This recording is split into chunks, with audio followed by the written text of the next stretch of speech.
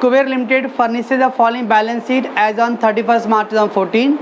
An amount given in the crore, ऊपर लिखा heading में इन करोड़, तो अमाउंट आपका करोड़ में दिया हुआ है। तो ओके, जैसे लैक्स एक सम के तो लैक्स का, तो ऐसे करोड़ का भी करेंगे वैसे ही। चल अगेन आपका जो बैलेंस शीट है वो वर्टिकल फॉर्म में, वर्टिकल मतलब ऊपर नीचे दिया, ups and down, bottom top and bottom पे। Source of fund, source of fund मतलब लायबिलिटी, क्रेडिट बैलेंस, उधर क्रेडिट लिखा हुआ है CR, लायबिलिटी। उसके अंदर क्या दिया, ऑथराइज दिया हुआ है 100 करोड़ मिला, वो इन्फॉर्मेशन है, उसका डायरेक्ट यूज़ कहाँ पे करेंगे, न्यू बैलेंस शीट जब बनाना रहेगा तभी। इशूड कितना दिया है, 12%, रेडी में प्रेफरेंस शेयर अब 100 इज फुल्ली पेड अप। तो बंद कर रहे उसको। चलो तो 12% रेडी में preference share 100 is fully paid up. अब वो 75 करोड़ है वो, ओके ना। अब 75 करोड़ और 100 ईच है, 75 करोड़, करोड़ में कितना जीरो होएगा आगे और 5 जीरो, बराबर है मालूम नहीं, इकाई, दहाई, सैकड़ा, हजार, 10,000, लाख, 10 लाख ही हुआ करोड़, तो करोड़ और एक जीरो होएगा, 75 करोड़। अब 75 करोड़ 100 ईच, यानी 75 लाख शेयर रहेगा, 75 लाख शेयर्स रहेगा। तो उसका जो उतने सब लिख देंगे उसके अंदर। ने जबान पड़ा एक आध जीरो अपने घर से दे दिया, एक आध जीरो ले लिया तो पूरा गया। चलो देन दिया है equity share of 10 is fully paid up, 25 crore, तो 75 प्लस 20 मिला के टोटल 100 करोड़ है। रिजर्व से सरप्लस में कैपिटल रिजर्व है, देन सिक्योरिटी प्रीमियम है, रेवेन्यू रिजर्व। कैपिटल रिजर्व जो नॉन डिविजिबल प्रॉफिट है, कैपिटल रिजर्व का यूज़ नहीं करेंगे अनलेस कि कैपिटल रिजर्व कुछ बोला रहेगा, लिख के दिया नोट पे कैपिटल रिजर्व के बारे में। अगर बोला रहेगा कि इट इज अवेलेबल फॉर, तो use divisible profit means dividend और वाट, तो लेंगे। कुछ नहीं मेंशन है तो कैपिटल रिजर्व को नहीं लेना है। सिक्योरिटी प्रीमियम 25 और रेवेन्यू रिजर्व 260 है, ये दोनों डिविजिबल प्रॉफिट में आएगा, मतलब फ्री रिजर्व में। चलो नीचे दिया और कुछ लायबिलिटी दिख रहा है, कुछ नहीं दिख रहा, लोन फंड ऐसा कुछ भी है, कुछ भी नहीं है। नीचे दिया फंड एम्प्लॉयड, फंड एम्प्लॉयड मतलब जैसे उस पर वर्ड आता है कि एप्लीकेशन वर्ड आया था, तो ऐसे फंड एम्प्लॉयड मतलब फंड कहाँ पे यूज़ किया है, दैट इज असेट्स। तो फंड एम्प्लॉयड मतलब assets. Debit balance fix asset दिया है, कॉस्ट प्राइस और लेस प्रोविजन फॉर डेप्रिसिएशन पूरा 100, यानी पूरा फिक्स असेट क्या है, डेप्रिसिएटेड हो गया है। 100 करोड़ था फिक्स असेट का वैल्यू और 100 करोड़ ही डेप्रिसिएशन भी है, zero. Investment at cost price 100, जो 100 दिया है बाहर आउटर कॉलम में वो कॉस्ट प्राइस है। आउटर कॉलम में इन्वेस्टमेंट का अमाउंट दिया कॉस्ट प्राइस, और ब्रैकेट में MRP दिया, मार्केट प्राइस 400 करोड़।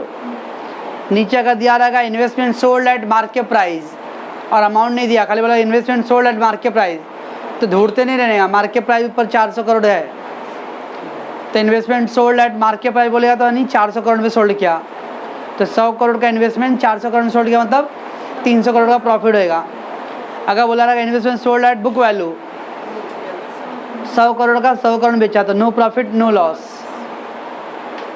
मैं अगर मगर की बात कर रहा था मैं, अगर इन्वेस्टमेंट सोल्ड एट MRP बोलेगा तो MRP वो ब्रैकेट का यूज़ करेंगे, सेलिंग प्राइस।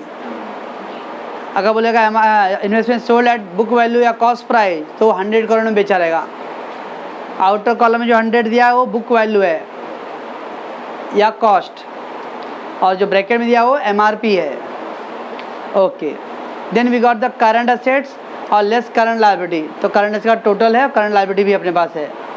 बस ये था आपका बैलेंस शीट का पार्ट ना। नीचे क्या दिया है, company redeem preference share on 1 April 2014, company redeem कर रहा है प्रेफरेंस शेयर, तो प्रेफरेंस शेयर रिडम्सन आ रहा है। कितना ऊपर रिडम्सन है, 75 करोड़ प्रेफरेंस। अब कितना रिडीम करने नहीं बोला है, तो मतलब पूरा करेंगे। इसमें बायबैक की तरह नहीं लिमिट है, वो सब करने का होता है। प्रेफरेंस रिडीम बोला है, how much is not given that mean the all preference shares, तो पूरा 75 करोड़ का प्रेफरेंस रिडीम करेंगे।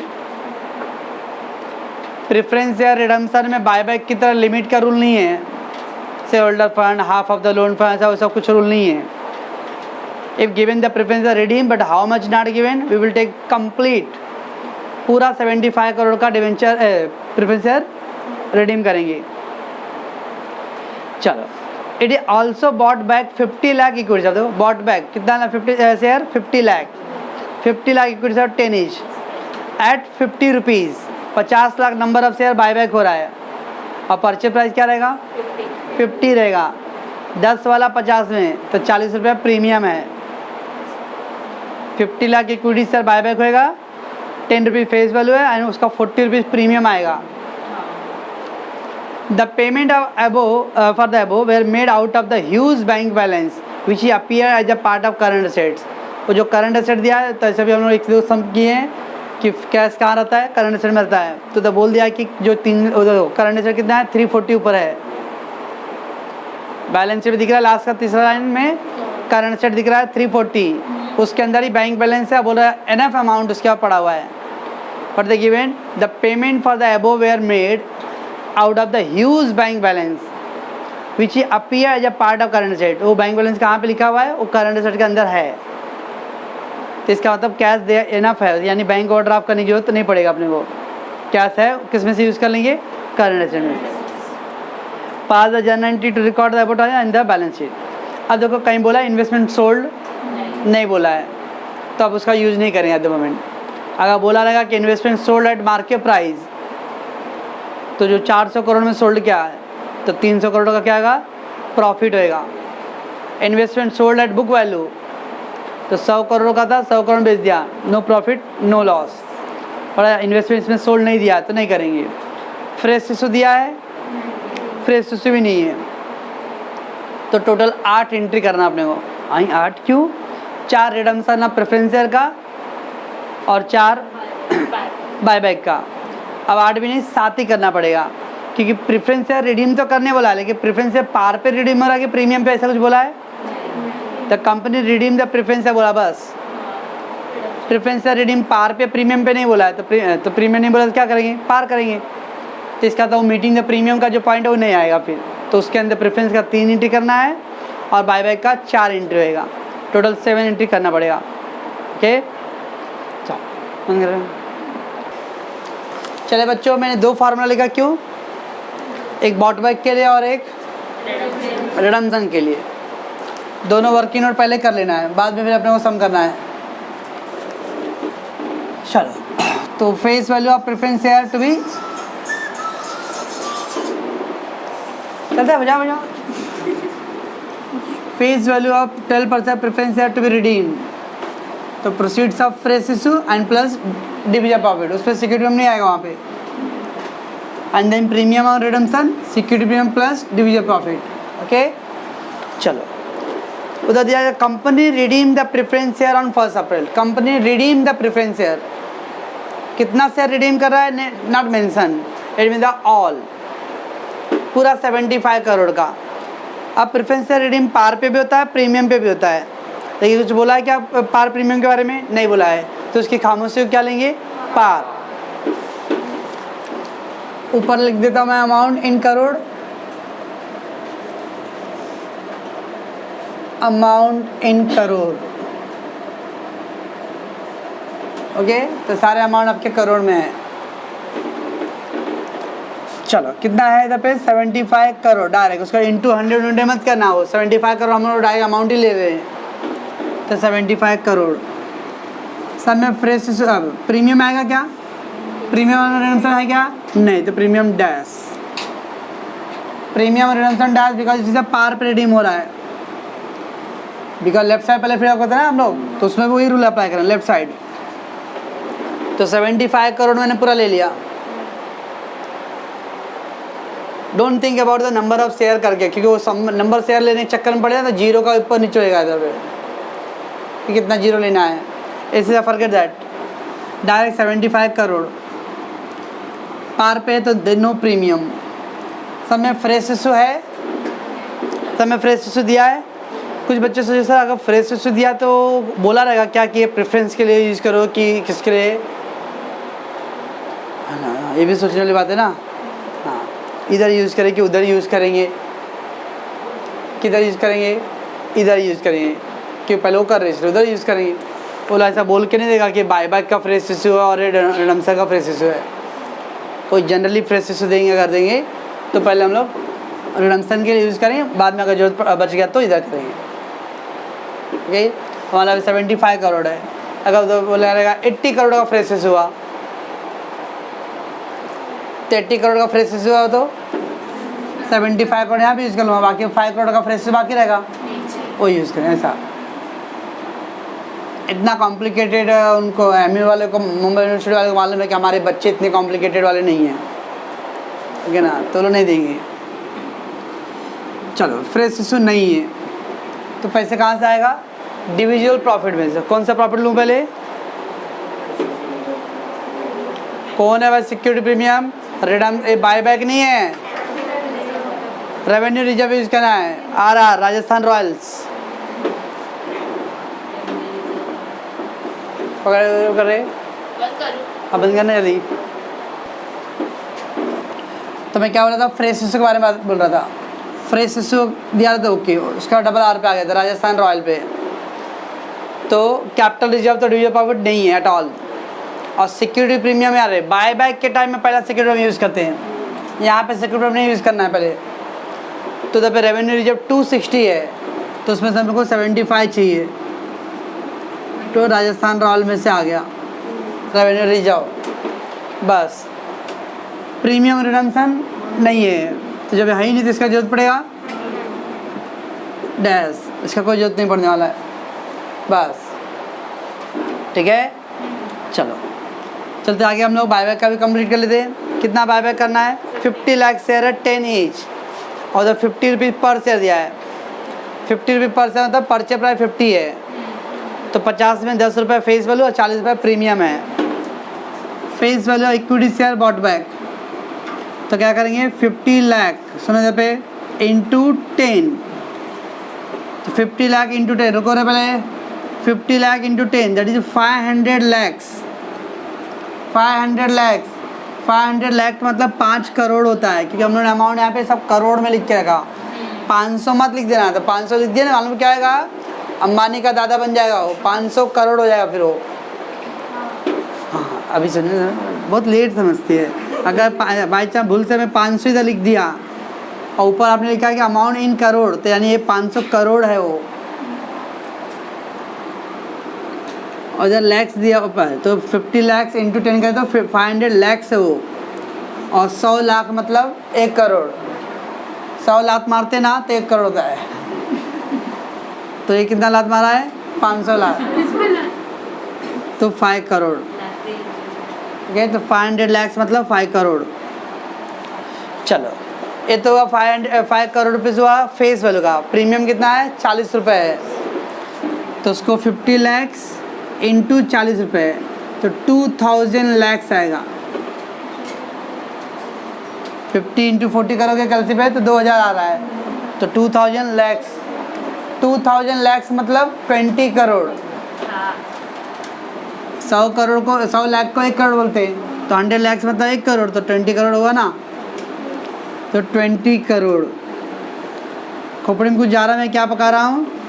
वो अमाउंट शेयर्स लैक्स में है, तो 50 lakh into face value 10 each, 500 lakhs.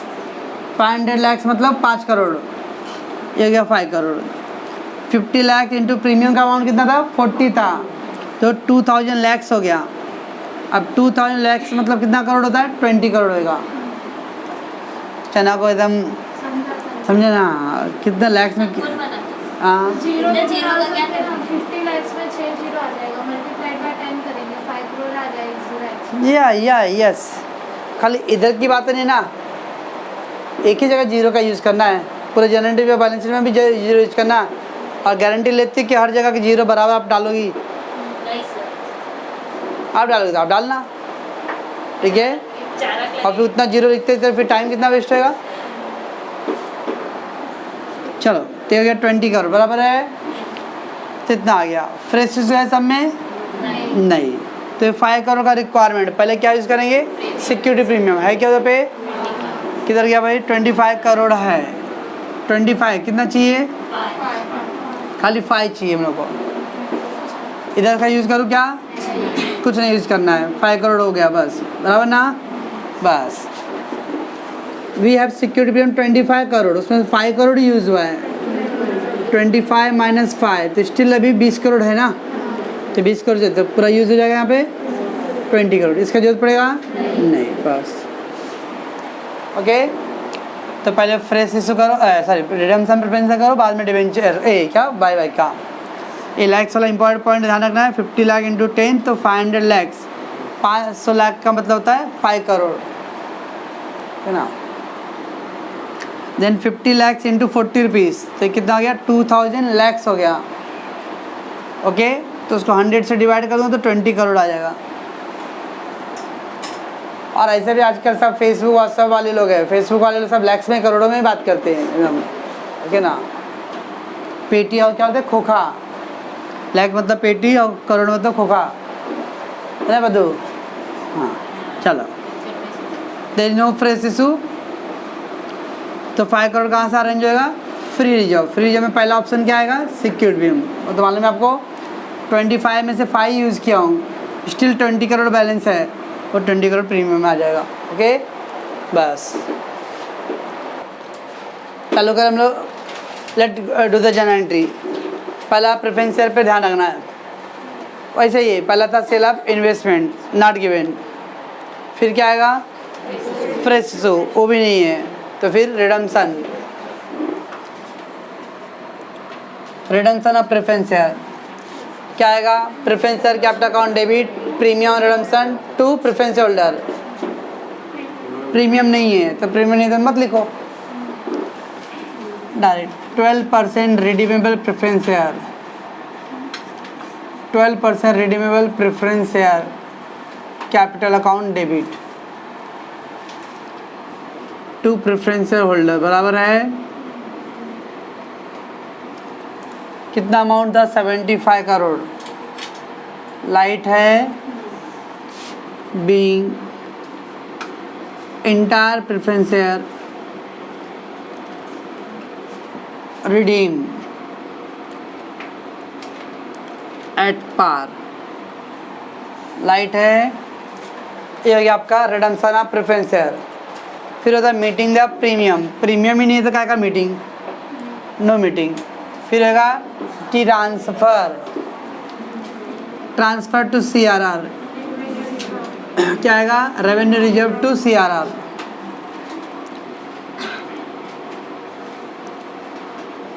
Revenue reserve account debit to CRR कितनी 75 लाख, अब मतलब crore. Being revenue reserve transfer to CRR, okay. Third क्या आएगा, पे ऑफ, तो pay off the preference holder account to cash bank. उधर क्वेश्चन में बोला बैंक बैलेंस यूज, यहाँ तो don't write the cash, use the bank word, कि bank balance दिया वर्डिंग नीचे, तो we will write the bank only word. 75 crore being on redemption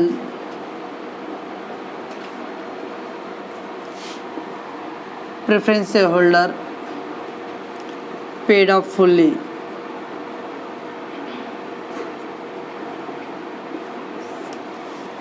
ये हो गया रिडम्पशन।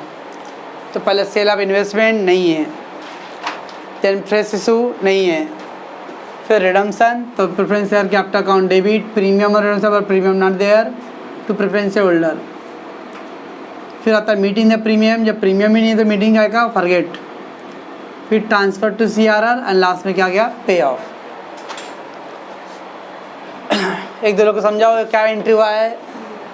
चलो ये हो गया रिडम्पशन का। उसके बाद क्या आएगा, बायबैक के बारे में। अब सेम वही कहानी, बायबैक का फिर से वही सोचना, पहला सेल ऑफ इन्वेस्टमेंट है क्या, नहीं है, फिर फ्रेश इशू नहीं है, फिर बायबैक। तो equity share capital account debit, premium है तो premium on buyback account debit to equity share holder account. तो preference share capital account debit, premium on buyback account debit to preference share holder account. Equity share capital कितना amount है 5 करोड़ बराबर है premium buyback 20 crore, तो total हो गया 25 crore. Being कितना था 50 lakh equity share, 50 lakh equity share of ₹10 each bought back at ₹50 each। Light है, ये हो गया बायबैक का इक्विटी शेयर। फिर क्या था मीटिंग द प्रीमियम, कहाँ से यूज़ हुआ है security premium. Meeting the premium security premium account debit to premium on buyback.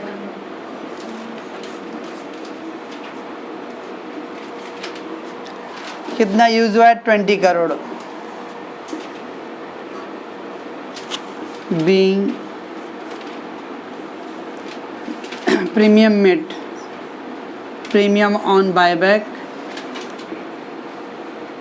Met out of क्या सिक्योरिटी प्रीमियम। चल ये आ गया। मीटिंग द प्रीमियम के बाद क्या आएगा transfer to CRR security premium, security premium account debit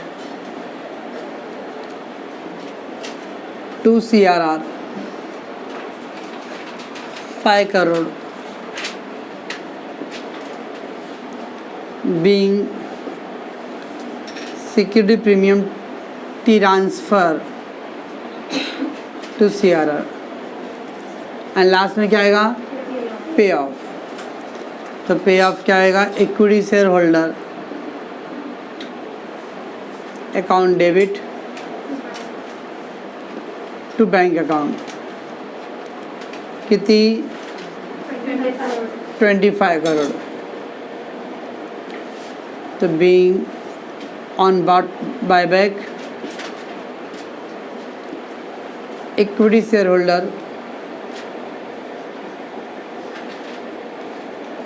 paid off fully। बस स्वाहा लगा रहा है। Let's do the comparison। How we will do? पहला दिया हुआ authorise capital, don't compare authorise capital, just keep continue in the balance sheet. पहला preference share capital 75 crore, क्या बैलेंस है 75 का क्रेडिट बैलेंस है। 75 प्रेफरेंस शेयर क्रेडिट, क्या देखो 75% प्रेफरेंस शेयर कैपिटल डेबिट, तो कैंसिल हो गया, तो प्रेफरेंस शेयर कैंसिल। उसका इक्विटी 25 करोड़ है, 25 crore credit, equity equity equity equity 5 crore debit, तो कैंसिल होता है, कितना बच जाएगा 20 करोड़। तो इक्विटी का 20 करोड़ रहेगा बराबर, ये आ गया। उसका रिजर्व सरप्लस में कैपिटल रिजर्व तो कहीं यूज़ हुआ नहीं है, तो capital reserve will continue direct 15 crore बराबर। सिक्योरिटी प्रीमियम 25 करोड़ है credit, security premium security premium security 20 crore debit यहाँ पे और 5 करोड़ यहाँ डेबिट है, तो 25 डेबिट हो गया, 25 डेबिट और उधर पे 25 करोड़ क्रेडिट है, तो डेबिट क्रेडिट कैंसिल हो जाएगा। फार्मूला देख लो ना, 25 था तो 5 यहाँ पे यूज़ किए, बाकी का 20 बच गया, तो 20 यहाँ पे यूज़ हो गया ना, तो पूरा यूज़ हो गया premium, nothing left. Revenue reserve 260 है, रेवेन्यू रिजर्व का 260 माइनस 75 185 और कहीं पे से रेवेन्यू रिजर्व यूज हुआ है कहीं नहीं, तो revenue reserve 185 will be continue बराबर। ओके बस ऊपर ख़त्म। फिक्स असेट्स कुछ था ही नहीं, वही ऐसे शो कर देंगे हम लोग। इन्वेस्टमेंट सोल्ड होल्ड कुछ हुआ नहीं है, तो वो भी कंटिन्यू ऐसे रहेगा। करंट असेट्स सब करंट तो कुछ आया नहीं, कैश जो करंट जो भी कैश रहेंगे वो करंट असेट में ही है। नीचे दिया है the payment for the above were made out of the huge bank balance which is appear as a part of current assets. तो करंट असेट्स के अंदर ही बैंक बैलेंस भी है। चलो कितना है 340 है, तो कहाँ पर क्या है बैंक 75 क्रेडिट है, तो लेस करेंगे 340 माइनस 75 265 बराबर है 340 डेबिट है ना, वो डेबिट बैलेंस है, तो 340 माइनस 75 तो 265 आएगा। और कहीं पे कैश है और कहीं पे कैश लास्ट में बैंक 265, तो 240 75 और 825 100 करोड़ क्रेडिट 340 डेबिट है, तो 240 बैलेंस बच तो करंट से 240 बराबर, और करंट लायबिलिटी से कंटिन्यू रहेगा। चलो अब क्या बच गया इसके अंदर, preference holder credit preference holder debit बराबर, बोथ कैंसल प्रेफरेंस सॉरी ये ना सॉरी प्रेफरेंस होल्डर डेबिट ये कैंसिल, CRR बिल रहेगा कंटिन्यू 75 CRR, और कहीं पे CRR है 5, यहाँ पे CRR 75 क्रेडिट और ये 5 क्रेडिट 80 क्रेडिट होगा CRR राइट है। चलो ये भी हो गया ओवर, ये दोनों कैंसिल, प्रीमियम ना buyback debit premium buyback credit, equity से होल्डर क्रेडिट इक्विटी से होल्डर कहाँ गया भाई डेबिट, कैंसिल हो गया सब, ये all 3 cancel both cancel, CRR already use हो गया ख़त्म, बस इसका यूज़ करके we have to draw the balance sheet. Okay now we have to draw the balance sheet. Remember इसमें प्रेफरेंस रिडीम भी है और इक्विटी बायबैक भी है, तो that's why we have to use after redemption and bought back. Preference redeem हो रहा है इसलिए वर्ड यूज़ करेंगे आफ्टर रिडम्पशन, और बायबैक भी है इसलिए उधर पाएगा and bought back also.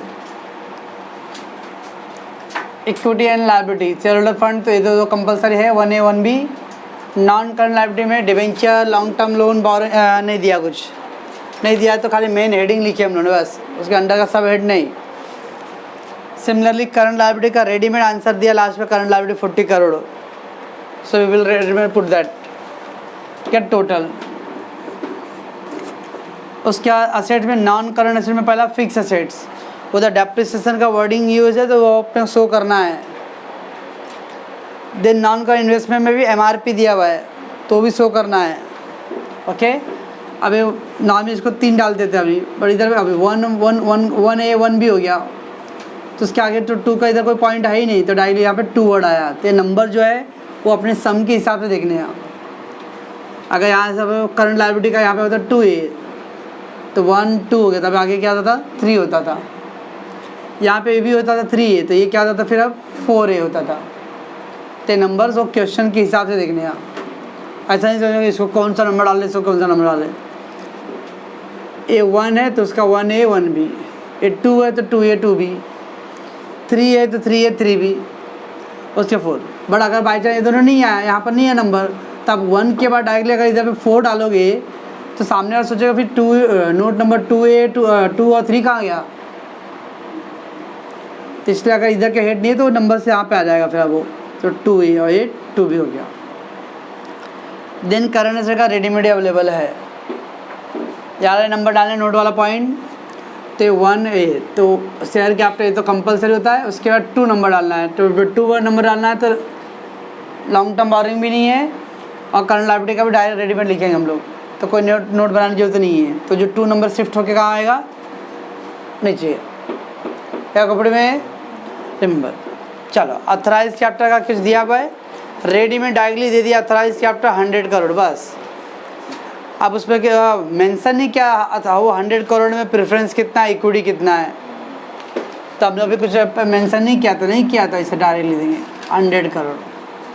Okay अगर बोलता है कि वो 100 करोड़ में से 50 करोड़ इक्विटी का है, 50 करोड़ प्रेफरेंस का है, तो नीचे लिखते हैं ऐसा इक्विटी 50 करोड़ प्रेफरेंस वैल्यू, कुछ बोला ही नहीं, खाली बोला अथराइज 100 करोड़ बस, तो चुपचाप से आप भी लिख दो। अब यहाँ देखो इंस्टीट्यूट कितना है 20 करोड़। ओके तो क्या लिख देंगे, equity share capital of ₹10 each fully paid up बराबर 20 करोड़, राइट है, ये हो गया fully paid up. Reserve surplus में क्या क्या मेरे पास है, कैपिटल रिजर्व है, कैपिटल रिजर्व का 15 करोड़, राजस्थान रॉयल का रेवेन्यू रिजर्व 185 करोड़। उसके बाद क्या है, और कोई CRR भी है, कितना 80 करोड़, 280 हो जाएगा बराबर। फिक्स एसेट का देखो नीचे दिया उधर पॉइंट, फिक्स एसेट्स कॉस्ट ना कितना दिया है 100, less provision for depreciation, provision of depreciation भी 100 है, तो no fix asset left balance. Investment, investment का कॉस्ट कितना, इन्वेस्टमेंट का 100 करोड़ मिला, इन्वेस्टमेंट का कॉस्ट है 100 करोड़, ये 100 यूज़ करेंगे वहाँ पे। और जो MRP ब्रैकेट में जो ओनली इन्फॉर्मेशन है तो नीचे लिख के रखो, मार्केट प्राइस कितना है 400 करोड़, तो हमारा कुछ क्या बोला मैं, वो 400 जस्ट ओनली इन्फॉर्मेशन है, उसका कोई यूज़ करना नहीं है, वैसे वहाँ पे शो कर देना बस। चलो फिलअप करते हैं अब। शेयर कैपिटल का 20, रिजर्व्स का 280, टोटल हो गया 300। लॉन्ग टर्म बोरोइंग नहीं है, करंट लायबिलिटी कितना है 40, total 340। Fix asset dash, investment 100, तो आ गया 100, और करंट एसेट में 240 था 340। बस सिर्फ सवाल है